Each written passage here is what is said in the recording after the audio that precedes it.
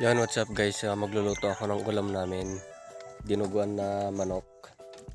So ito yung manok guys.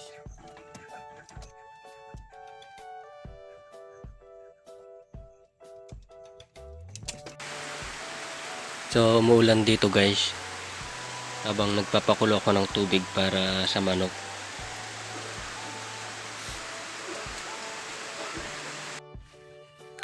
So tapos ko na siya nabalahibuan guys. Tatadtarin ko na lang para ilalaga ko pa to guys kasi makunat to. So tapos na guys, bali magbabanlaw na tayo para malaga na natin.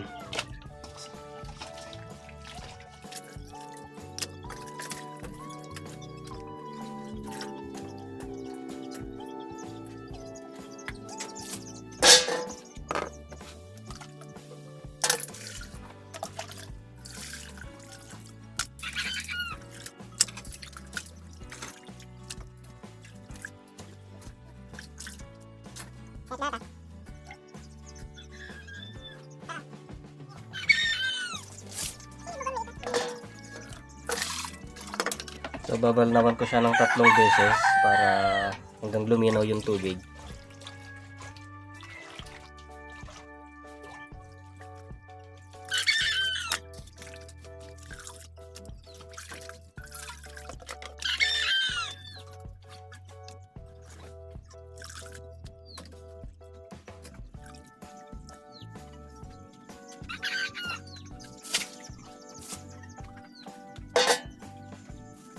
Yun guys, 2 tabo yung ilalagay natin. Tapos alas 8 ngayon, mga alas 9, malambot na yan. Yan guys, wala na siyang tubig. Kanina puno yan, so malambot na siya guys. So magigisa na tayo.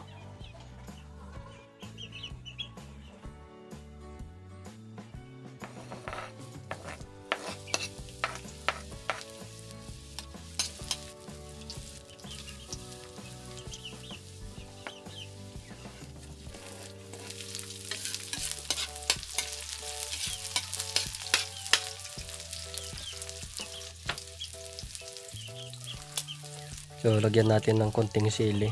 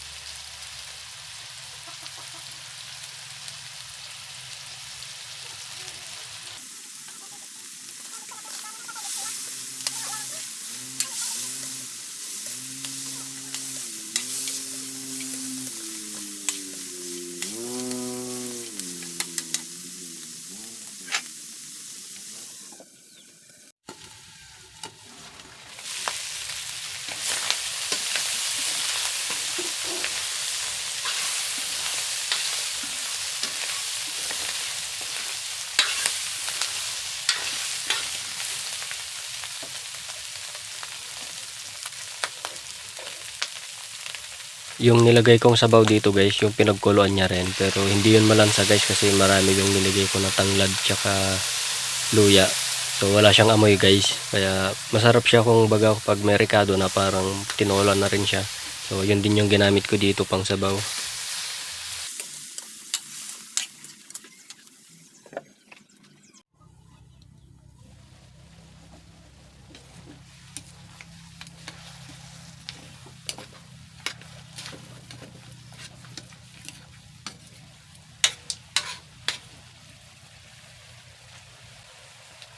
So tawag namin dito sa ganitong loto guys, dardarobong manok.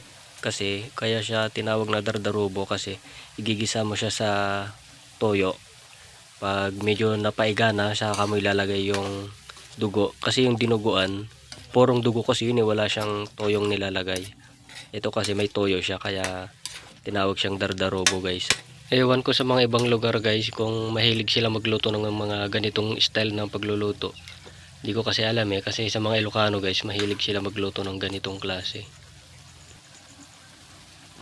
So sa lasa na ito guys, masarap naman. Wala naman pinagkaiba sa dinuguan.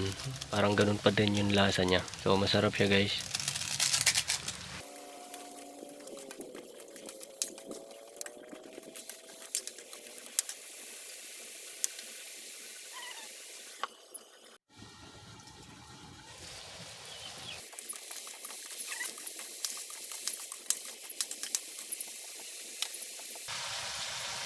Masarap siya guys sa pulutan, lalo na pag magsasawa na kayo sa mga adobong manok. Ganito yung gawin nyo.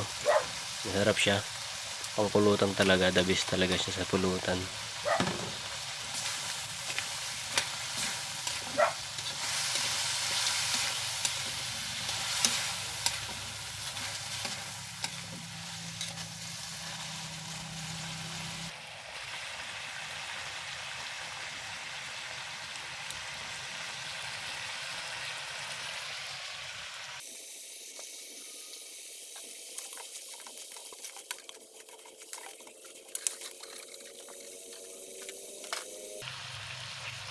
So, yung mga masarap dito guys, yung mga bibe, mga itik, ganyan, manok.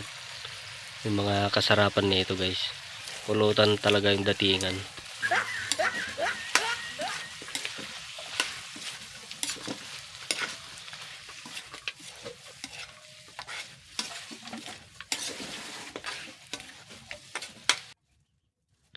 So, ayun guys, luto na. Ayan, nagtatawag na siya ng gin. Ayan o, lalo pag umuulan. So, titikman natin siya guys. So, masarap siya guys, lalo na pag bahaw na yung kanin mo pag di na mainit. Kaya mapaparami ka talaga ng kanin. So, lumabas na ako dito guys para kumain kasi madilim sa loob. Marami pang lamok. So, ayan guys, hanggang dito na lang yung video.